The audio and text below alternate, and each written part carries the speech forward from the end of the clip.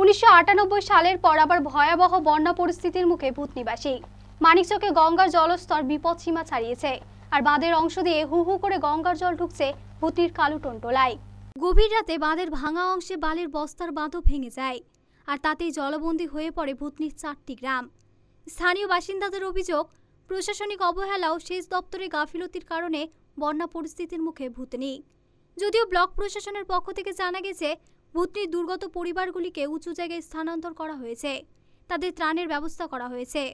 এলাকার বাসিন্দা প্রভাস কুমার মণ্ডলের বক্তব্য, ভূতনিকে অবহেলা করা হয়েছে। বন্যা পরিস্থিতি তৈরি হলেও এখনো দেখা নেই কোনো আধিকারিকের।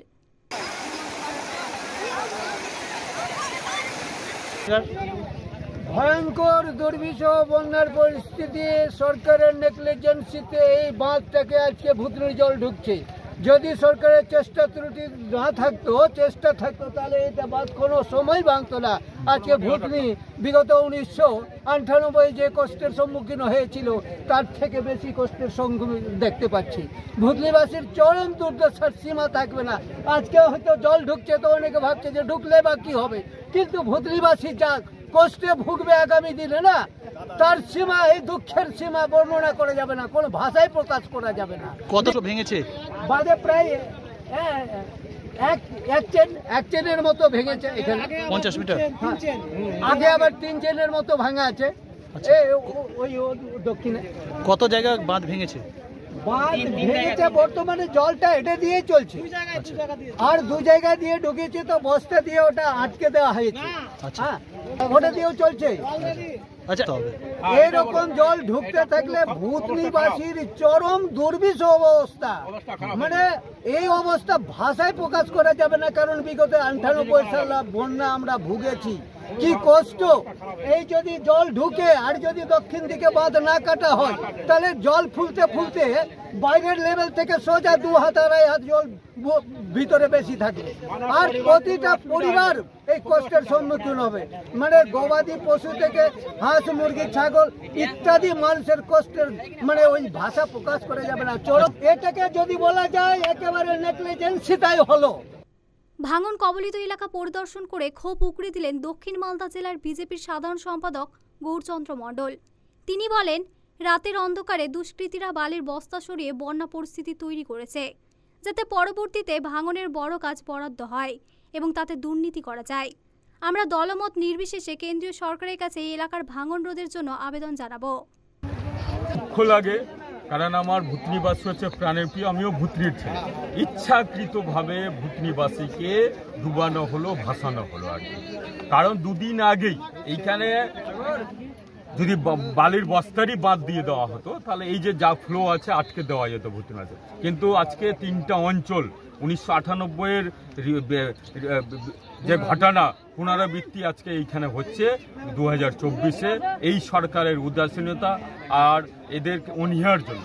কারণ একটা জিনিস, এই সরকার, কৃষি ভাইপোর সরকার বা এখানকার বিধায়ক বা এমপি যেই হোক, কারণ একটু চেষ্টা করলে এই ভূতনিবাসী কিন্তু আজকে ডুবতো না বা ভাসতো না। কারণ তাদের সদিচ্ছার অভাব, তাদের ভূতনিবাসীর সঙ্গে প্রতারণা করা হচ্ছে, ভূতনিবাসীকে ঠকানো হচ্ছে বা ভূতনিবাসীকে ভালো চোখে দেখা হচ্ছে না। কারণ যা ফ্লো আছে, বালির বস্তার বাঁধ 4 ফিটের করে দিলেই 2 দিন আগে যদি প্রশাসন কাজ শুরু করতো, তাহলে এই ঘটনাটা ঘটতো না। তার উপরেও প্রতি বছর আমাদের ভূতনিবাসীর আবেদন আছে, বা ভূতনিবাসীর পক্ষ থেকে যে আমাদের আবেদন, যে স্থায়ীভাবে গঙ্গা ভাঙন রোধ করতে হবে।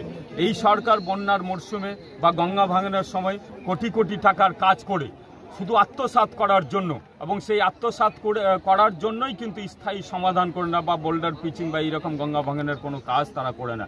যখনই গঙ্গা ভাঙন হবে বর্ষা মরশুমে, তখনই কিন্তু কোটি কোটি টাকার কাজ করা হয়। আর বেশ কিছু লোক, দালাল টাইপের লোক, নিচে লেভেল থেকে উপর লেভেল অবধি এই টাকাটা আত্মসাৎ করে।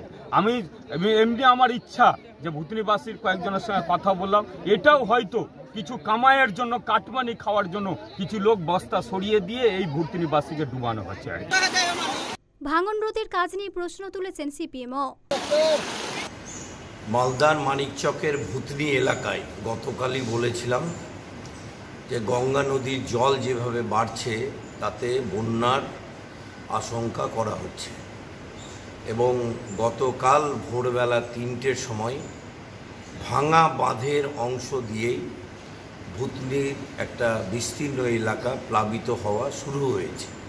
কেশরপুর কলোনি, গোবর্ধনটোলা, হাটখোলা, কালুটন টোলা, এই এলাকাগুলো সম্পূর্ণ জলমগ্ন হয়েছে। আজকে এই ভাঙা বাঁধ থাকলো কেন? 3 বছর আগেই ভূতনির মানুষ সরকার যখন আবেদন করে তখন জমির ব্যবস্থা করেছিল, সেখানে বিকল্প বাঁধের ব্যবস্থা হতে পারত যাতে বন্যাটাকে আটকানো যেত। কিন্তু এই তৃণমূল সরকারের অপদার্থতার জন্য, ব্যর্থতার জন্য এই বাঁধ হলো না। ফলে ওই ভাঙা বাঁধ দিয়েই গঙ্গা নদীর জল ক্রমশ বিস্তীর্ণ এলাকা প্লাবিত করছে। বিরোধী দলনেত্রী থাকাকালীন মমতা ব্যানার্জি মাঝে মধ্যেই বলতেন ম্যানমেড বন্যা। আজকে ভূতনিতে যে বন্যা হলো এর জন্য দায়ী তৃণমূল সরকার। জমি দেয়া সত্ত্বেও টাকা বরাদ্দ না হওয়ার কারণেই আজকে ভাঙা বাঁধ দিয়ে জল ঢুকতে শুরু হয়েছে। ফলে গতকালই জেলা শাসক এবং বিডিও সাহেবকে জানানো হয়েছে দ্রুত আপৎকালীন হিসেবে ভূতনির মানুষের পাশে প্রশাসনকে দাঁড়ানো উচিত। মালদা টুডে।